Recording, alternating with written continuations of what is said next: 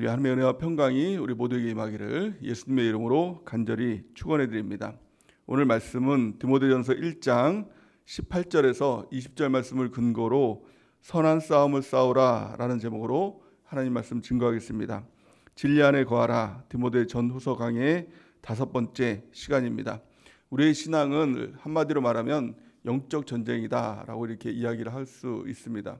싸움을 싸워야 됩니다. 영적으로 싸움을 싸워야 됩니다. 근데 분명한 것은 싸움의 대상이 누구인가 이걸 또 분명히 아는 것이 매우 중요합니다.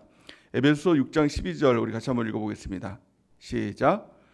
우리의 씨름은 혈과 육을 상대하는 것이 아니요 통치자들과 권세들과 이 어둠의 세상 주관자들과 하늘에 있는 악의 영들을 상대함이라. 아멘. 우리의 싸움의 대상은 사람이 아닙니다.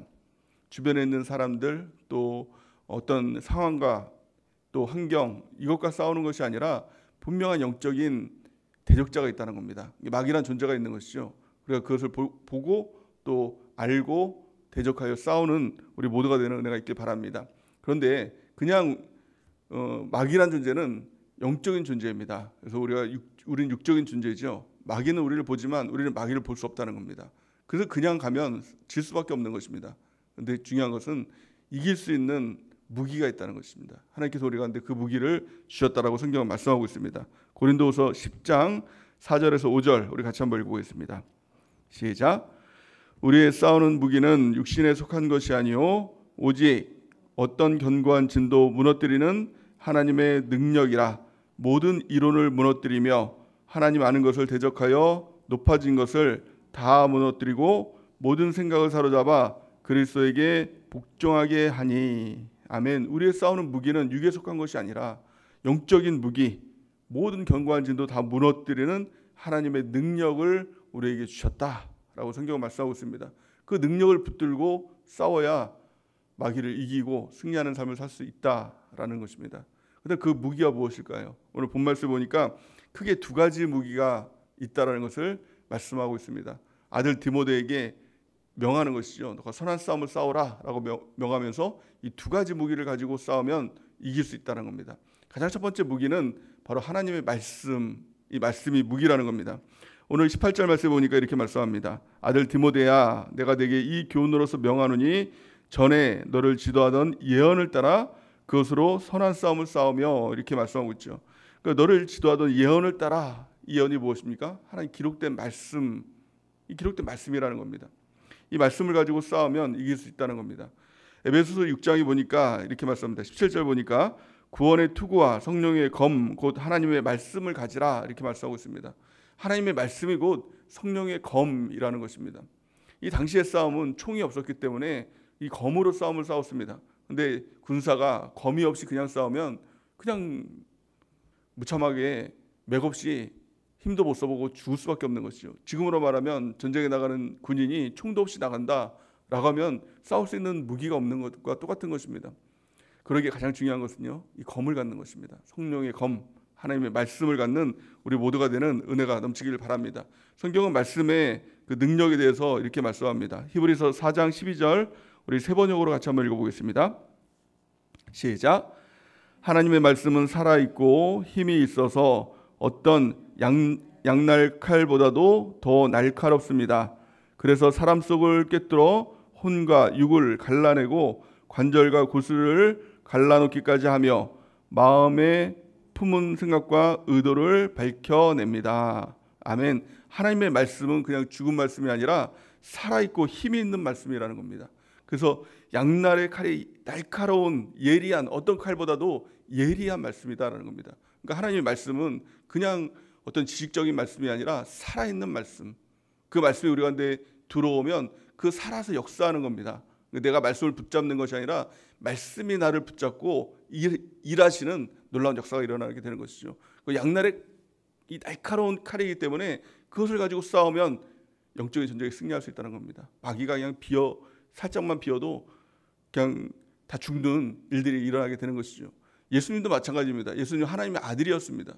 하나님의 아들이었음에도 불구하고 예수님은 그 어떤 권력이나 내가 하나님의 아들이야 이걸로 싸우지 않았습니다. 마귀를 상대할 때 기록되었으되 하나님의 말씀으로 싸웠다는 겁니다. 왜 그렇습니까? 이게 강력한 무기이기 때문에 그렇습니다. 마귀를 이길 수 있는 유일한, 마귀의 정수리를 깨뜨릴 수 있는 유일한 무기, 이게 하나님의 말씀입니다. 그리고 우리가 말씀을 붙드는 것, 여기에 더 힘을 쓰는 우리 모두가 되는 은혜가 넘치기를 바랍니다. 하나님의 말씀을 읽고 듣고 지켜 행하는 것, 이 마지막 때가 될수록 마귀의 도전은 더 심한 것이죠.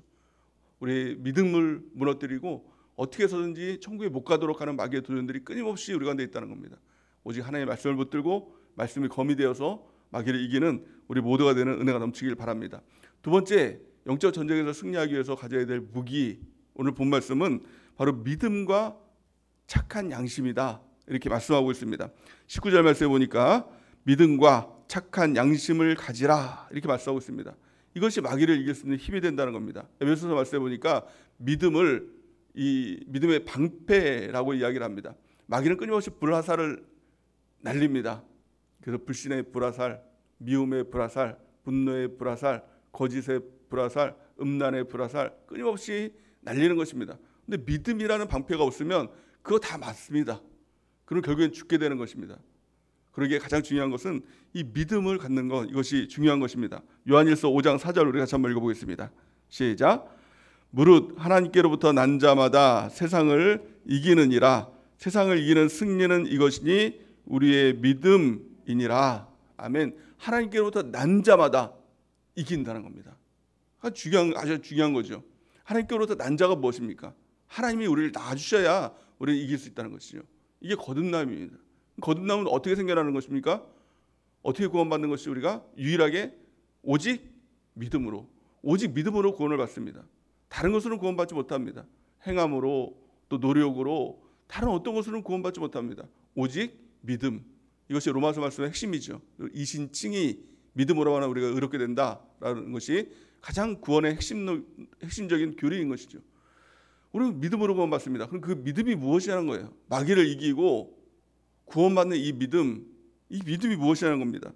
세상을 이기는 승리는 이것이 우리의 믿음이라고 얘기하고 있는데, 이 믿음의 최절정이 무엇입니까? 예수님이 나의 주인이시다. 이 믿음이에요. 이 믿음이 강력한 무기가 되는 것입니다. 구원받는 믿음이 되는 것이고 또 마귀를 이기는, 세상을 이기는 믿음이 되는 것입니다. 성경이 이렇게 말씀합니다. 로마서 10장 9절 우리 같이 한번 읽어보겠습니다. 시작. 내가 만일 내 입으로 예수를 주로 시인하며 또 하나님께서 그를 죽은 자 가운데서 살리신 것을 내 마음에 믿으면 구원을 받으리라. 아멘. 우리에게 구원이 필요합니다. 구원은 내가 처음 예수님을 믿을 때 하나님 내가 잘못했습니다, 이렇게 회개하고 한번 이제 건져냄을 받는, 이제 세상 백성에서 하나님 나라 백성으로 건져받는 이 한 번의 순간에 구원이 이루어지는 것이 아니라 성경을 보니까 날마다 너희 구원을 이루라는 겁니다. 우리는 날마다 건짐을 받아야 됩니다. 날마다 하나님의 인도함을 받아야 됩니다. 어떻게 해요? 예수님이 나의 주인 되심을 고백할 때. 그래서 사도 바울은 나는 날마다 죽노라 이런 고백을 합니다. 이게 무슨 고백일까요? 나는 날마다 죽노라는 고백이 무엇일까요? 나는 날마다 구원을 받아야 됩니다. 나는 죽고 내 안에 예수님이 사셔야 됩니다 라는 것입니다. 이것을 신학적인 용어로, 성경적인 용어로 영접이라고 이야기를 합니다. 내가 죽고 내 안에 예수님이 사시는 삶. 나는 날마다 죽습니다. 내 안에 예수님이 오셔야 됩니다. 영접해야 된다는 겁니다. 날마다. 성경은 이렇게 말씀하죠. 요한복음 1장 12절에서 13절 우리가 한번 읽어보겠습니다. 시작. 영접하는 자 곧 그 이름을 믿는 자들에게는 하나님의 자녀가 되는 권세를 주셨으니 이는 혈통으로나 육정으로나 사람의 뜻으로 나지 아니하고 오직 하나님께로부터 난 자들이니라. 아멘. 영접하는 은혜가 있길 바랍니다. 영접이라는 것은 예수님이 나의 주인이십니다 라는 겁니다. 우리 마음의 주인이 누구입니까? 나입니까? 아니면 예수님입니까?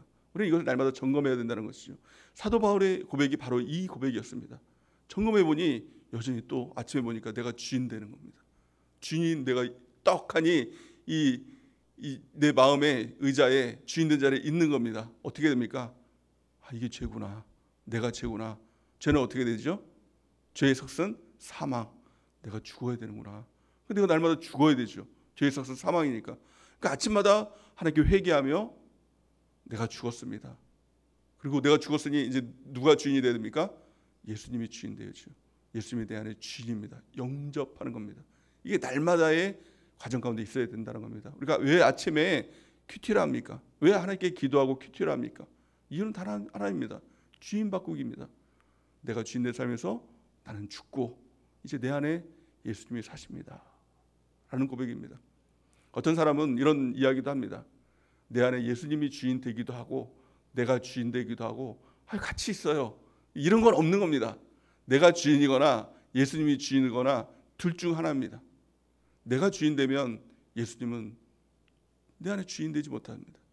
예수님이 주인 돼야 나는 죽고 예수님이 사시는 삶을 살게 되는 것이죠.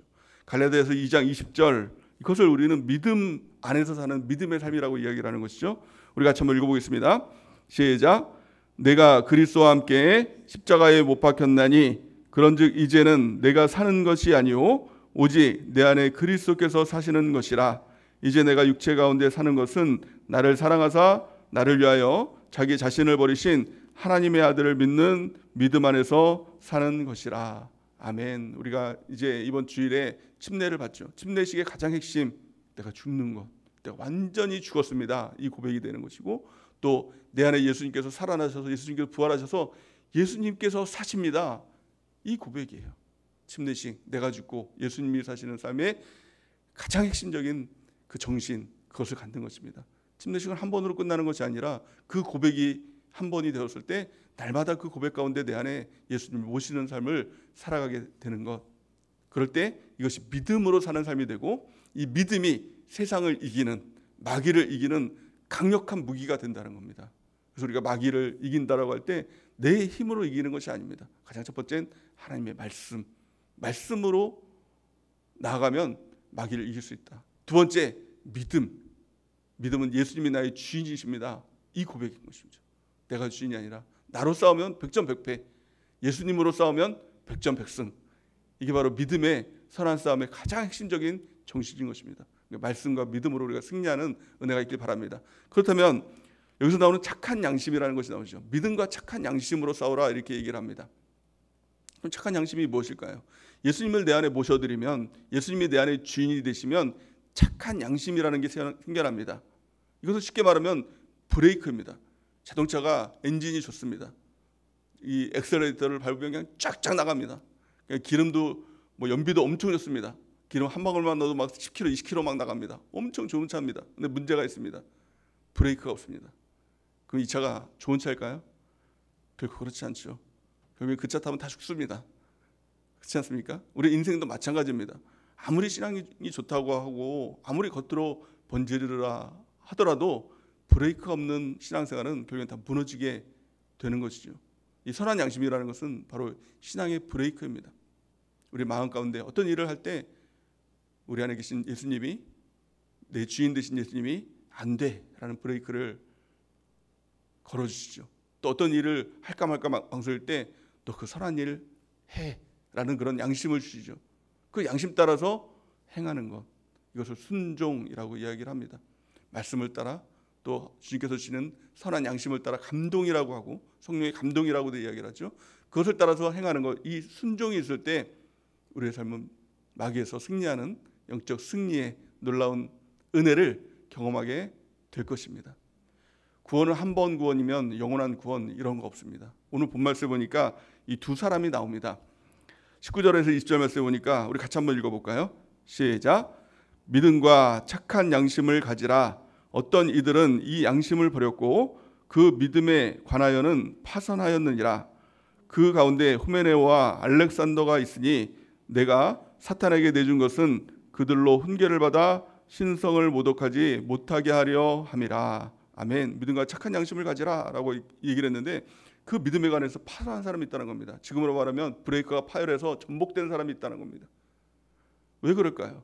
하나님께서 우리 가운데 믿음도 주시고 또 예수님이 나의 주인이시라는 그 귀한 믿음을 줬습니다. 근데 문제는 그 고백이 없는 것입니다.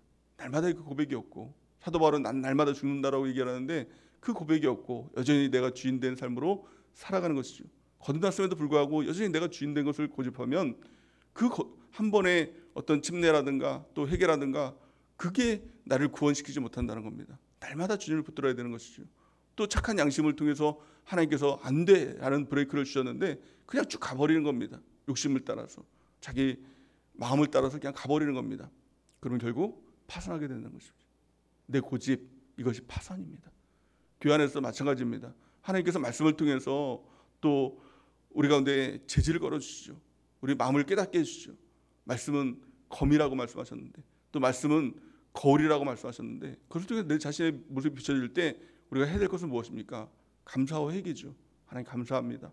또 잘못된 것을 회개하고 돌이키는 것, 이게 브레이크에 대한 우리의 반응인데, 그냥 여기에 무감각하게 또 무시하고 쭉 가면 결국에는 파산하게 된다라는 것입니다. 이 경각심을 가지고 우리가 이 땅에서 영적 전쟁에서 다 승리해서 마침내 천국 가는 은혜가 있길 바랍니다. 그러기 위해서 항상 주신 무기, 가장 강력한 무기, 하나님 말씀, 이 말씀으로 우리가 승리하는 은혜가 있길 바랍니다. 또 두 번째, 믿음, 방패, 믿음의 방패, 예수님이 나의 주인이십니다.